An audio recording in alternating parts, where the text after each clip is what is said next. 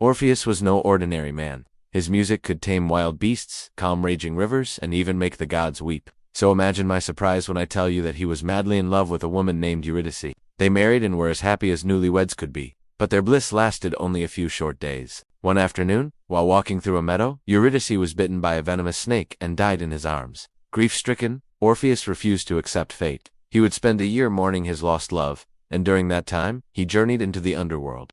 Now, the realm of the dead was a dangerous place for a mortal to wander, but Orpheus wasn't any ordinary man, remember. He played such mournful yet beautiful songs that even Hades and Persephone, the queen of the underworld, were moved by his music. And as a wedding gift to the newlyweds, Hades had made Eurydice's shade a queen of the fates, ruling over the very threads of destiny. Moved by Orpheus's music, and perhaps feeling a pang of guilt for what she had inadvertently caused, Eurydice agreed to return to the world of the living. But Hades, being a god with a reputation to uphold, added one cruel condition to her return. Orpheus must walk ahead of her, and not look back until they were both fully out of the shadows of the underworld. Eurydice would follow close behind, hidden from sight. And so they began the long journey back to the surface. The silence was heavy between them. After what felt like an eternity, Orpheus stepped into the light.